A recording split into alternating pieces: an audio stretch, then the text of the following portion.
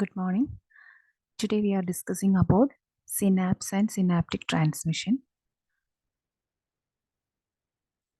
What is meant by synapse? A nerve is formed of many neurons connected end to end. The junction between two neurons is known as synapse. The term synapse was proposed by Charles ഷെറിങ്ടൺ. അതായത് നമ്മുടെ ബോഡിയിൽ നിറയെ നെർവ്സുകളുണ്ട്. അതിലെ നെർവ്സുകളെല്ലാം തന്നെ കുറേ ന്യൂറോൺസുകൾ തമ്മിൽ connect ചെയ്തിട്ടാണ് compose ചെയ്ത് വെച്ചിട്ടുള്ളത്. അപ്പം നമുക്ക് ഈ ചിത്രത്തിൽ നോക്കിയാൽ മനസ്സിലാകാം എന്താണ് ഈ ഒരു ന്യൂറോണിൻ്റെ ആക്സോണിൻ്റെ എൻഡ് ഭാഗം, അതാണ് ആക്സോണൈറ്റ് എന്ന് പറയുന്നത്. ഈ റീജിയനും മറ്റൊരു ന്യൂറോണിൻ്റെ ഡെൻഡ്രൈറ്റ്, അതാണ് ഈ ഭാഗം എന്ന് പറയുന്നത്. ഈ ഡെൻഡ്രൈറ്റും തമ്മിൽ കണക്ട് ചെയ്തുകൊണ്ടാണ് ഓരോ ന്യൂറോണും നെർവ്സിൽ അറേഞ്ച് ചെയ്ത് വെച്ചിട്ടുള്ളത്. അപ്പോൾ ഈ ഒരു റീജിയനിൽ ആ ഒരു ജംഗ്ഷൻ, രണ്ടിനെ ആ കണക്ഷൻ, ആക്സോണൈറ്റിൻ്റെയും ഡെൻഡ്രൈറ്റ്സിൻ്റെയും കണക്ഷൻ്റെ ഇടയിൽ ഒരു ജംഗ്ഷൻ ഉണ്ട്. ഈ ഒരു ജംഗ്ഷനെയാണ് നമ്മൾ സിനാപ്സ് എന്ന് പറയുന്നത്. ഇനി നമുക്ക് സിനാപ്റ്റിക് ട്രാൻസ്മിഷൻ എന്താണെന്ന് നോക്കാം.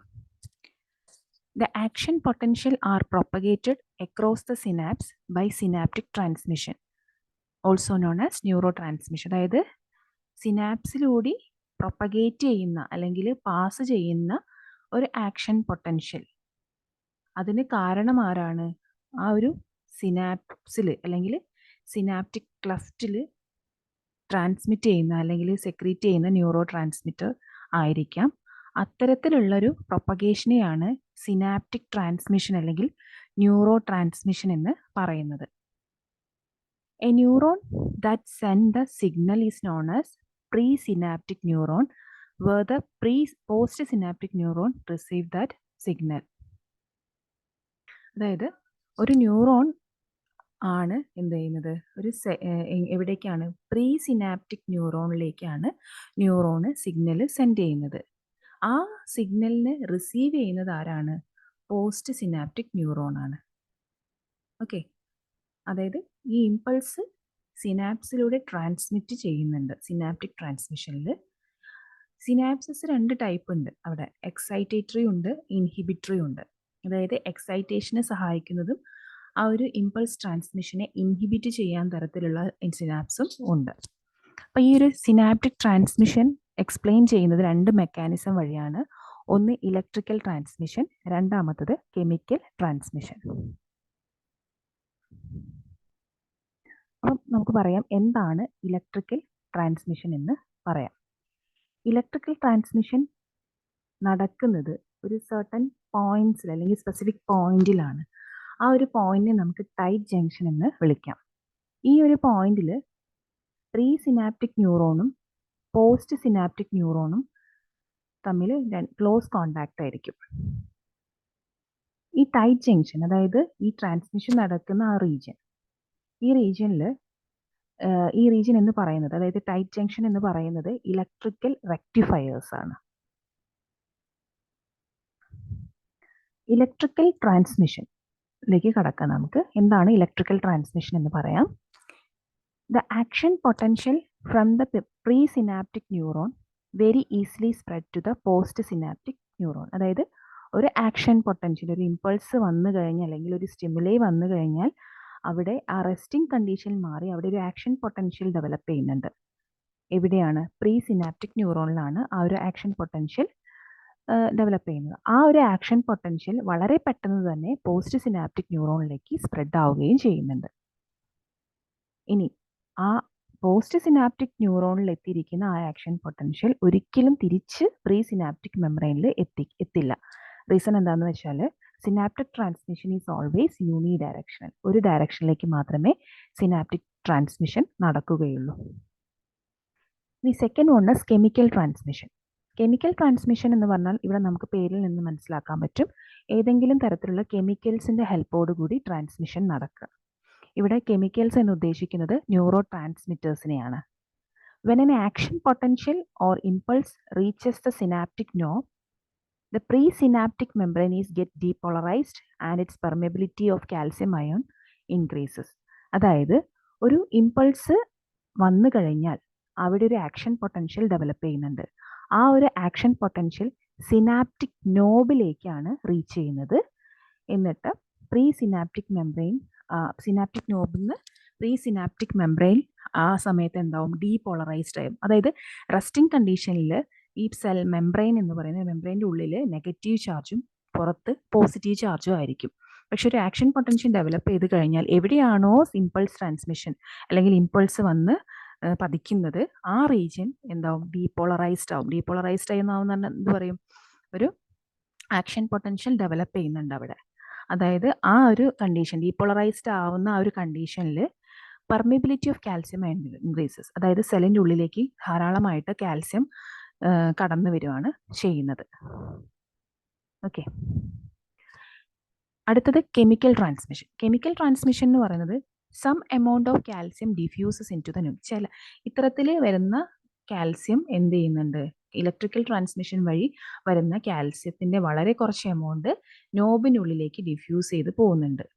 അത് നോബിൽ സർട്ടൻ എൻസൈംസിനെ ആക്ടിവേറ്റ് ചെയ്യിപ്പിക്കുകയും സിനാപ്റ്റിക് വെസിക്കിളിനെ ആക്ടിവേറ്റ് ചെയ്യിപ്പിക്കുന്നുണ്ട്. അത് ആ ഒരു ആക്ടിവേഷൻ, ആ ഒരു പൊട്ടൻഷ്യൽ പ്രീ സിനാപ്റ്റിക് മെംബ്രെയിനിലെത്തി അവിടേക്ക് ഒരു ന്യൂറോ ട്രാൻസ്മിറ്റർ റിലീസ് ചെയ്യാൻ വേണ്ടിയിട്ട് സഹായിക്കുന്നുണ്ട്.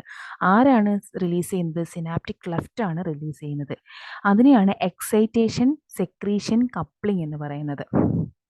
ഓക്കെ, ദ വെസിക്കിൾ തിരിച്ച് ആ വെസിക്കിൾ സെക്രീറ്റ് ചെയ്ത് കഴിഞ്ഞാൽ അത് റിട്ടേൺ ആയിട്ട് ആക്സോപ്ലാസത്തിൽ എത്തുന്നുണ്ട്. എന്നിട്ട് വീണ്ടും റീഫില്ല് ചെയ്യുകയാണ് ചെയ്യുന്നത് ഈ ന്യൂറോ ട്രാൻസ്മിറ്റർ സബ്സ്റ്റൻസസ് ആ സൈക്കിൾ റിപ്പീറ്റ് ചെയ്യാൻ വേണ്ടിയിട്ട്.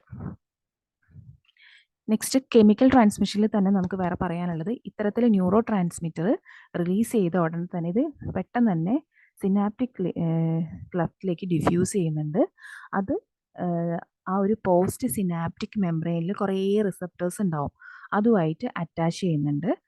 അതാണ് ഈ പോസ്റ്റ് സിനാപ്റ്റിക് ഡീപോളറൈസേഷന് കാരണം. അതായത് പോസ്റ്റ് സിനാപ്റ്റിക് മെംബ്രെയിനിൽ റിസപ്റ്റേഴ്സുമായിട്ട് ഈ ഒരു ന്യൂറോ ട്രാൻസ്മിറ്റർ ബൈൻഡ് ചെയ്യുമ്പോഴാണ് അവിടെ ഡീപോളറൈസേഷൻ നടക്കുന്നത്.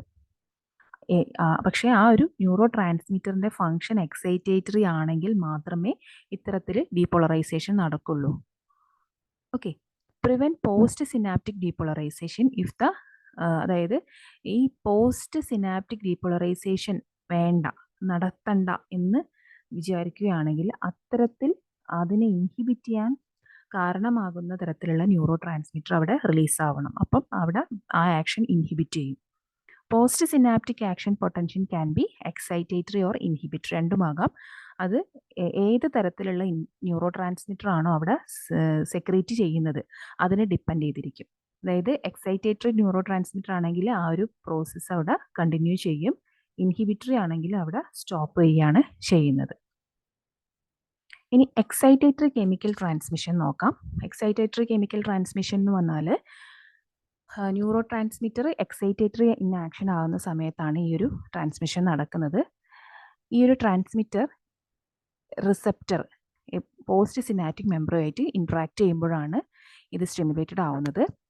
അപ്പോൾ ആ ഒരു കണ്ടീഷനിൽ എക്സൈറ്റേറ്ററി ന്യൂറോ ട്രാൻസ്മിറ്റർ റിലീസ് ചെയ്യുന്ന സമയത്ത് അവിടെയുള്ള സോഡിയം ചാനൽ ഓപ്പൺ ആവുകയും സോഡിയം മെംബ്രെയിൻ്റെ ഉള്ളിലേക്ക് കടക്കുകയും ചെയ്യുന്നുണ്ട്. This lowers the postsynaptic resting potential, causes the postsynaptic repolarization and elicit postsynaptic action potential called excitatory postsynaptic potential. അതായത് സോഡിയം ഇൻഫ്ലക്സ് ഈ മെംബ്രെയിനിലുള്ളിൽ, അതായത് സോഡിയം ഉള്ളിലേക്ക് കടക്കുന്നുണ്ട്, അത് പോസ്റ്റ് സിനാപ്റ്റിക് റെസ്റ്റിംഗ് പൊട്ടൻഷ്യലിന് കാരണം. അതായത് റെസ്റ്റിംഗ് പൊട്ടൻഷ്യൽ എന്ന് പറഞ്ഞാൽ ഡീപോളറൈസേഷൻ അവിടെ നടക്കില്ല. അവിടെ എന്താവും, ഈ മെംബ്രെയിൻ്റെ ഉള്ളിൽ റെസ്റ്റിംഗ് കണ്ടീഷൻ എങ്ങനെയായിരിക്കും, ഉള്ളിലെ നെഗറ്റീവ് ചാർജും പുറത്ത് പോസിറ്റീവ് ചാർജും ആയിട്ട് മാറുകയും റെസ്റ്റിംഗ് കണ്ടീഷനിൽ ഇരിക്കുകയും ചെയ്യുന്നുണ്ട്. അത് ഈ പോസ്റ്റ് സിനാപ്റ്റിക് ഡീപോളറൈസേഷൻ ഈ ഒരു എലിസിറ്റ് പോസ്റ്റ് സിനാപ്റ്റിക് ആക്ഷൻ പൊട്ടൻഷ്യനെ എലിസിറ്റ് ചെയ്യുകയും ആ ഒരു കണ്ടീഷന് പറയുന്ന പേരാണ് എക്സൈറ്റേറ്ററി പോസ്റ്റ് സിനാപ്റ്റിക് പൊട്ടൻഷ്യൽ അല്ലെങ്കിൽ EPSP. ഇനി EPSP അതായത് എക്സൈറ്റേറ്ററി പോസ്റ്റ് സിനാപ്റ്റിക് പൊട്ടൻഷ്യൽ എപ്പോഴും ഇമ്പൾസ് ട്രാൻസ്മിഷനെ ഫെസിലിറ്റേറ്റ് ചെയ്യുകയാണ് ചെയ്യുന്നത്. അതൊരു കുറച്ചൊരു മില്ലി സെക്കൻഡ് വരെ മാത്രമേ അത് ലാസ്റ്റ് ചെയ്യുന്നുള്ളൂ. ചില ന്യൂറോ ട്രാൻസ്മിറ്റേഴ്സ് ഹൈഡ്രലൈസ് ചെയ്തിട്ട് എന്താ പോസ്റ്റ് സിനാപ്റ്റിക് ഡീപോളറൈസേഷന് കാരണമാകുന്നുണ്ട്. സിനാപ്റ്റിക് വെസിക്കിളാണ് ഇത്തരത്തിലുള്ള ന്യൂറോ ട്രാൻസ്മിറ്റേഴ്സിനെ റിലീസ് ചെയ്യുന്നത്. വളരെ കൂടുതൽ എമൗണ്ടിൽ തന്നെ റിലീസ് ചെയ്യുന്നുണ്ട്. ഇവരുടെ ഒരു കമ്പൈൻഡ് ഇഫക്റ്റ് അല്ലെങ്കിൽ ക്യുമുലേറ്റീവ് ഇഫക്റ്റ് ആണ് ഈ ഒരു EPSPക്ക് കാരണം. That combined effect is known as summation. ഇനി ഇൻഹിബിറ്ററി കെമിക്കൽ ട്രാൻസ്മിഷൻ എന്ന് പറഞ്ഞാൽ എന്താ? ഇൻഹിബിറ്ററി ട്രാൻസ്മിറ്റർ റിസപ്റ്റർ എന്ന് പറഞ്ഞാൽ ഈ ഒരു ഇൻഹിബിറ്ററി ന്യൂറോ ട്രാൻസ്മിറ്റർ പോസ്റ്റ് സിനാപ്റ്റിക്കുള്ള മെംബ്രെയിനിലെ റിസപ്റ്ററുമായിട്ട് ബൈൻഡ് ചെയ്യുന്നുണ്ട്. അപ്പോഴാണ് ഇത്തരത്തിൽ റെസ്റ്റിംഗ് കണ്ടീഷനിലേക്ക്, അത് റെസ്റ്റിംഗ് പൊട്ടൻഷ്യലിലേക്ക് വരുന്നത്. And this prevent the post synaptic depolarisation called hydropolarisation. സെല്ലിൻ്റെ ഉള്ളിൽ ആ സമയത്ത് മോർ നെഗറ്റീവ് ദാൻ ഔട്ട്സൈഡ്.